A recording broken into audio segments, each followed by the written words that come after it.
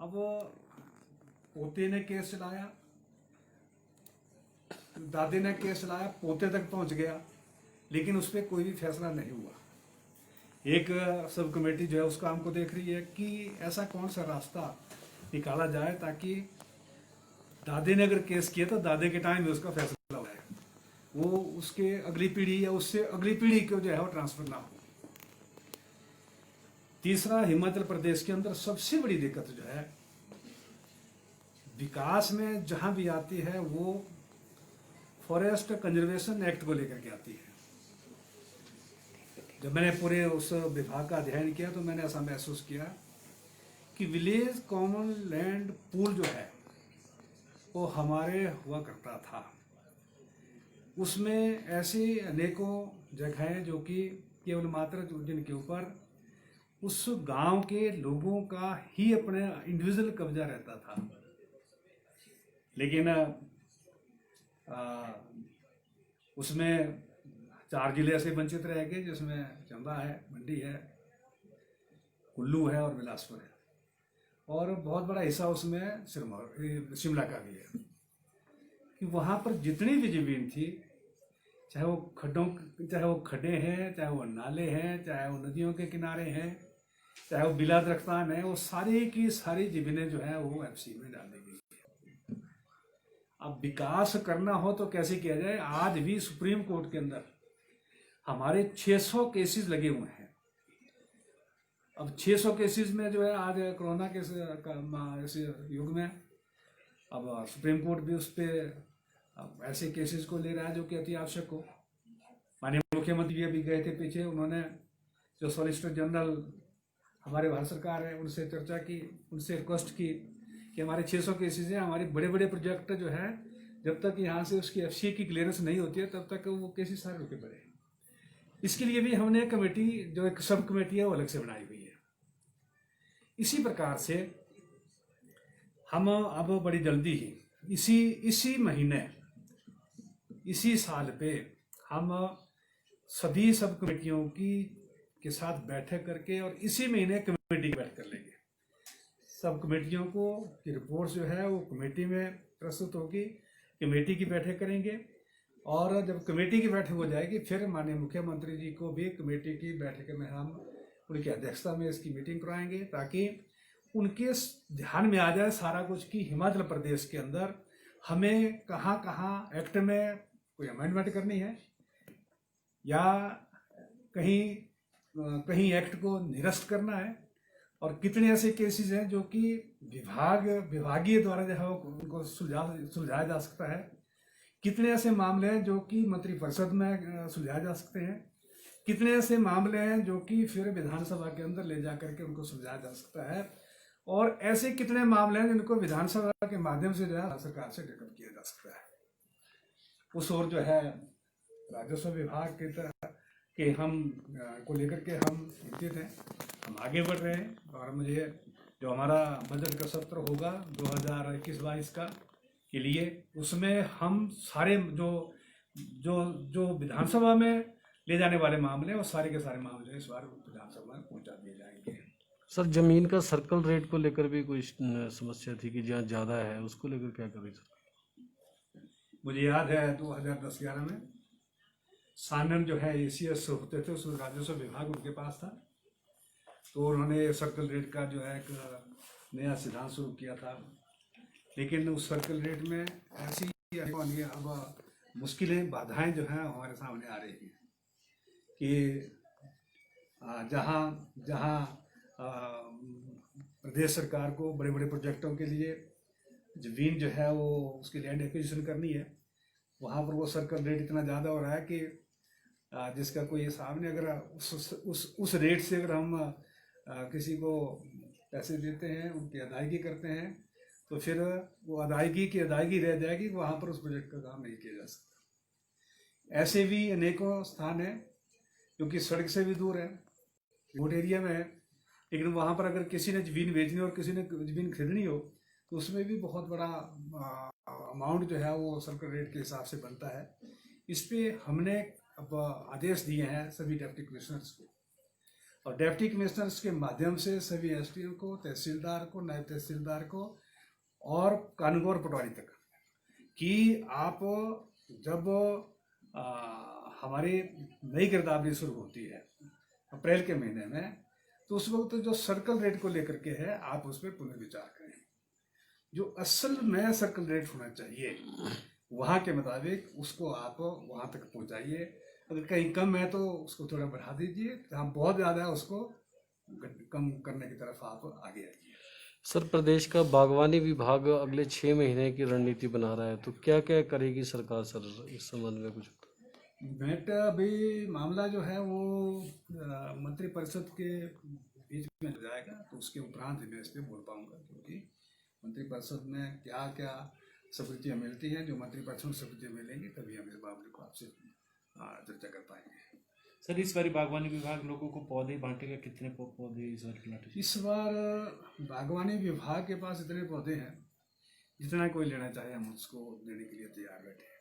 हमने एक बात कही है कि जिस बागवान को जितने पौधे किस वैरायटी की चाहिए वो उसकी एडवांस में बुकिंग कर दे, 25% पैसा जमा करवा दें। और उसके बाद हमने इस बात को भी सुनिश्चित किया है कि हम बागवान को ये नहीं कहेंगे कि आप जा कर के वहाँ सिरमौर से अपने पौधे उठाओ। हम जगह जगह हमारे जो एसएमएस बैठते हैं, हमारे जो एचडीओ बैठते हैं, हम वहाँ पर उन पौधों को एज पर डिमांड वहाँ पर उन पौधों को पहुँचाएंगे, ताकि वो वहाँ पर उनको बड़ी सुविधाजनक जो है वहाँ पर उनको पौधे जो है वो मिल सकें। सर, एक आपने जो बेनामी ट्रांजेक्शन प्रदेश में होती है, स्टार्टिंग में आपने आदेश किए थे, क्या रिपोर्ट आई है जिलों से कि कितने बेनामी सौदे हैं? बेनामी सौदों को लेकर के जो है 2011-12 में सूद कमेटी बनी थी।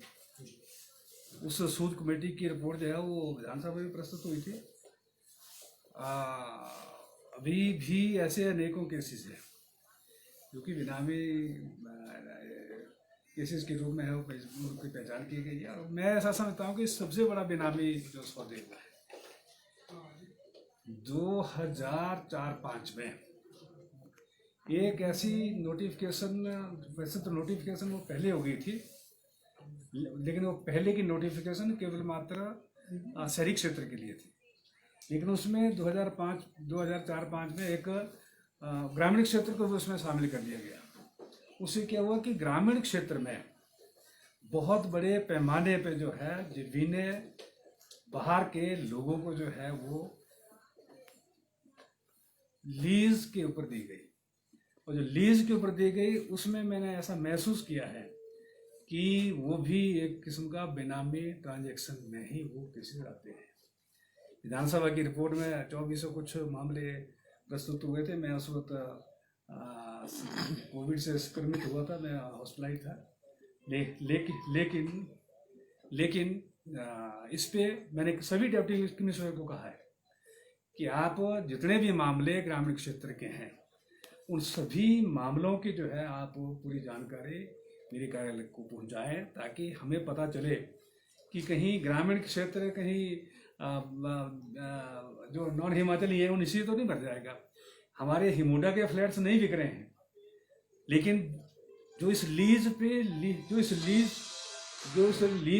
गए हैं, इस लीज पे जो जमीनें ली गई हैं उस पे जो कंस्ट्रक्शन हुई है, उस पे जो फ्लैट बने हैं वो धड़ाधड़ बिक रहे हैं।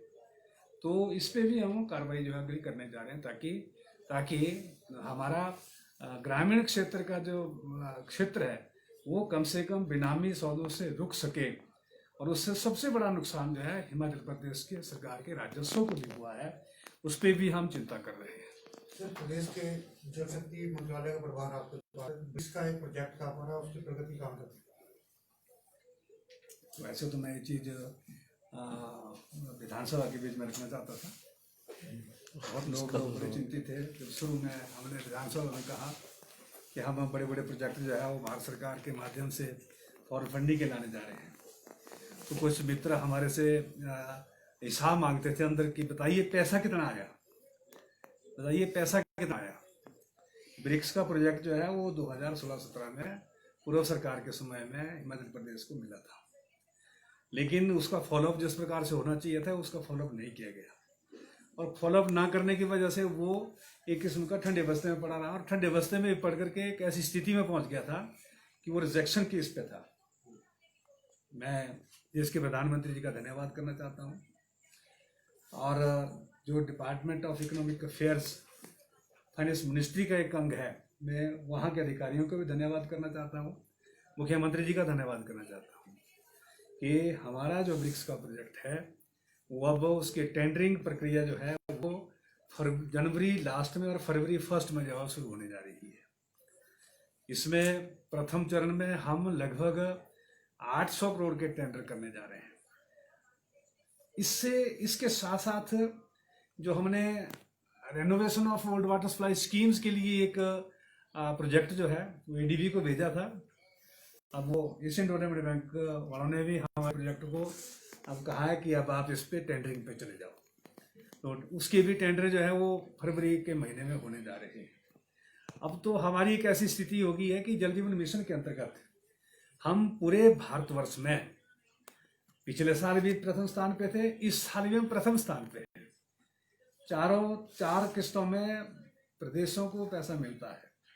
हिमाचल प्रदेश देश का पहला राज्य है जिसको 4 किस्तें मिल गई, 4 किस्तें खर्च हो गई।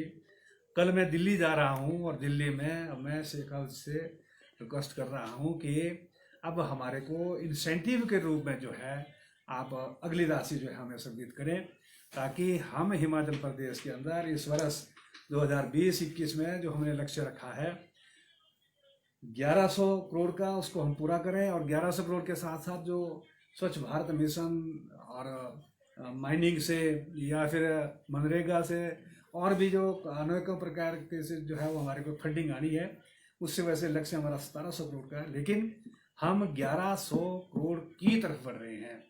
हमारे काम युद्ध स्तर पे पूरे प्रदेश के अंदर चले हुए हैं और हम प्रथम स्थान पर हैं। ये प्रथम स्थान जो है पूरे भारतवर्ष में हासिल करना, उसे बरकरार रहना जो है एक बहुत बड़ी बात है। मैं भारत सरकार का और विशेष करके शेखावत जी का, हमारे प्रदेश के मुख्यमंत्री जी का कुछ मार्गदर्शन मिलने के साथ साथ जो है हम इसमें प्रोजेक्ट में आ गए। अब तो हम एक ऐसी स्थिति में पहुंच गए, हम अब पूछ रहे हैं कि ऐसा कौन सा एरिया रह गया जहां पर पीने के पानी की कोई हमारी योजना नहीं आई ब्रिक्स में, क्योंकि ब्रिक्स बड़ा प्रोजेक्ट है।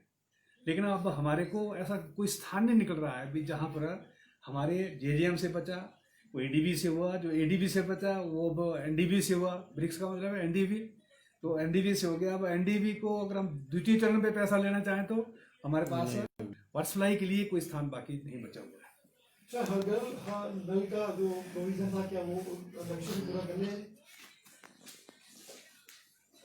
जल जीवन मिशन, हर घर में नल में जल, ये जल जीवन मिशन का एक हिस्सा है।